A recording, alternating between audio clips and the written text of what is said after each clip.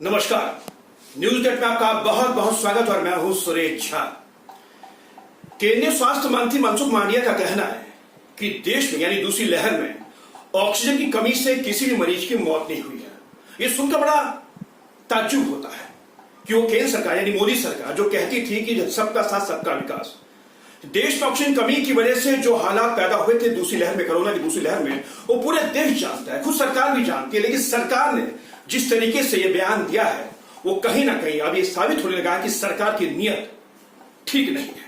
सरकार का कहना कि ऑक्सीजन कमी से किसी की मौत नहीं है, क्या सरकार जानती नहीं है कि ऑक्सीजन की वजह से देश में क्या त्राही मची थी, लोग बेमौत मारे जा रहे थे, लोग तड़प के मारे जा रहे थे, और सरकार का कहना कि ऑक्सीजन की वजह से कोई मौत नहीं हुई, बड़ा ताज्जुब की बात है। अगर दिल्ली की बात करो, दिल्ली देश की राजधानी है, यहाँ के मुखिया अरविंद केजरीवाल जो दिल्ली को हाईटेक बनाने की कोशिश करते हैं, जो कहते हैं दिल्ली को पेरिस बनाएंगे, लेकिन दिल्ली में जो हालात थे बद से बदतर थे। लेकिन यहां पर भी जो लोगों को मौत मिली है लोग शायद उसको कभी नहीं भूल पाएंगे। आज इसी विषय में हमारे साथ बातचीत करने के लिए मौजूद है कानून के जानकार हैं शशांक देव सूर्या से बातचीत करते हैं।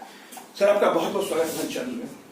धन्यवाद। केंद्रीय स्वास्थ्य मंत्री मनसुख मांडविया अभी शपथ ली है, 2 दिन पहले संसद में बयान दे रहे हैं कि दूसरी लहर के अंदर देश के अंदर ऑक्सीजन की कमी की वजह से किसी की मौत नहीं हुई है। क्या कहेंगे सर, कि शर्मनाक बात नहीं है ये दुर्भाग्य है कि हमारे केंद्रीय मंत्री ने अगर ऐसा बयान दिया है तो इससे दुखद बात हो ही नहीं सकती है। केवल दिल्ली में मोर देन 25,000 लोगों की जान गई है। कितने लोग ऑक्सीजन से मरे हैं, कितने लोग ऑक्सीजन के पर्याप्तता से मरे हैं, यह एक जांच का विषय है। लेकिन अगर ये केंद्रीय मंत्री का बयान है तो ये शर्मनाक बयान है और इसकी निंदा की जानी चाहिए।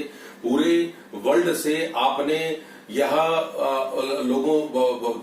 पूरे वर्ल्ड के देशों से आपने ऑक्सीजन के वो इक्विपमेंट मंगाए और आप ये बता रहे हैं कि हमारे यहाँ ऑक्सीजन से किसी की मौत नहीं हुई है। यह बड़ा ही मजाक है और क्रूर मजाक उन लोगों के प्रति है जिनका परिवार जो है ऑक्सीजन की वजह से मरा है। उनके जो घाव को हरा करने का ये काम इन्होंने केंद्रीय मंत्री ने किया है।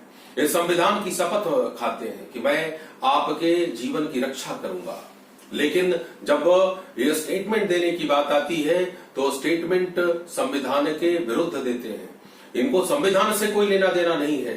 ये केवल जो है वोट की राजनीति होती है और लोग जो जनता है, देखिए राजनीति करना बहुत हमारा प्रजातांत्रिक अधिकार है, लेकिन आपका प्रजातांत्रिक अधिकार यह भी है कि लोगों के हेल्थ को सुरक्षित करें। क्या लोग ऑक्सीजन से नहीं मरे हैं? अगर मैं आपको बताता हूं कि मेरे जान पहचान में कम से कम 10 आदमी को ऑक्सीजन की वजह से मौत आई हुई है, क्या आपके स्वास्थ्य मंत्री और हमारे जो स्वास्थ्य मंत्री इसका उत्तर दे सकते हैं?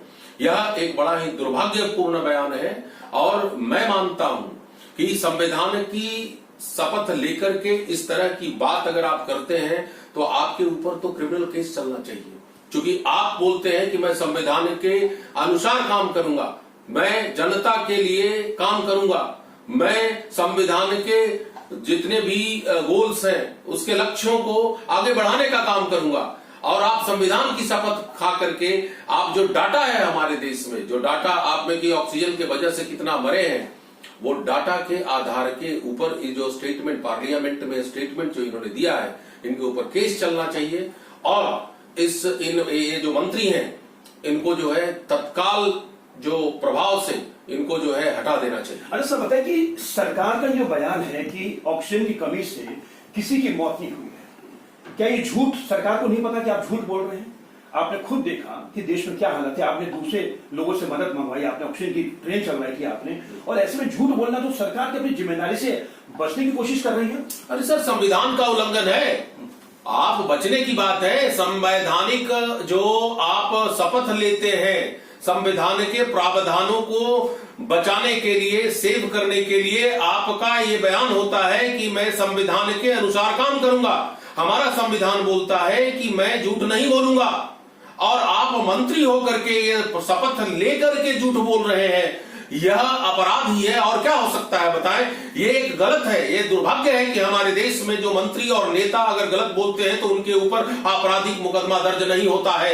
और यही कारण है कि इसका ये लोग फायदा उठाते हैं और जो मन होता है वो बोल देते हैं। पूरा वर्ल्ड इस बात की गवाही देती है कि भारतवर्ष में ऑक्सीजन की कमी थी और कमी के कारण फ्रांस, अमेरिका और जितने बड़े बड़े देश, रसिया, अर्जेंटीना, जितने भी देश हैं, आप European countries, Scandinavian countries, Canada, पुर्तगाल, सारे देशों ने, ग्लोब के जितने भी देश हैं, ऑक्सीजन के कंटेनर भेजे, ऑक्सीजन के इक्विपमेंट भेजे, ऑक्सीजन के डिवाइसेस भेजे।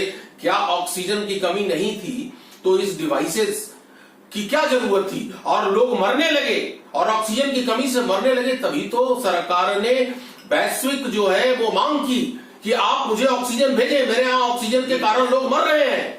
तो यह निश्चित रूप से यह एक काला, एक झूठ है जिसका जो है सरकार को जवाब देना होगा। और मैं जवाब में विश्वास नहीं करता हूं। इनके अगेंस्ट संवैधानिक प्रावधानों का उल्लंघन का केस चलना चाहिए और इनको दंड देने की आवश्यकता है, तभी एक अच्छा मैसेज जाएगा। और उसके बाद जितने भी नेता हैं और मंत्री हैं, बोलने के पहले बहुत बार सोचेंगे और गलत बयानबाजी करने से बचेंगे। चलिए सर, आपका बहुत बहुत धन्यवाद।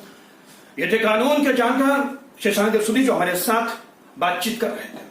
सरकार का झूठ कि देश में ऑक्सीजन कमी से किसी की मौत नहीं हुई, लेकिन मोदी सरकार को सोचना पड़ेगा कि आखिर आपने झूठ बुलवाया स्वास्थ्य मंत्री से। पूरा देश उसकी सच्चाई जानता है और देश में जो हालात हुए थे उस हालात से उबारने के लिए आपने खुद ही देशों से यानी विदेशों से मदद मांगी थी। और उसके बाद आपका यह कहना कि देश में किसी की मौत ऑक्सीजन कमी से नहीं हुई है, तो कम से कम सरकार को, खासकर मोदी सरकार को अपनी जवाबदेही से बचने के लिए बयान जो दिया है वो बच नहीं पाएंगे। सरकार को आज नहीं तो कल जवाब देना ही पड़ेगा। अगर सरकार जवाब नहीं देगी तो जनता उनसे जवाब मांगेगी और जनता जब जवाब मांगती है तो आप समझ सकते हैं कि जनता जब जवाब मांगेगी तो आपके पास जमीन नहीं बचेगी।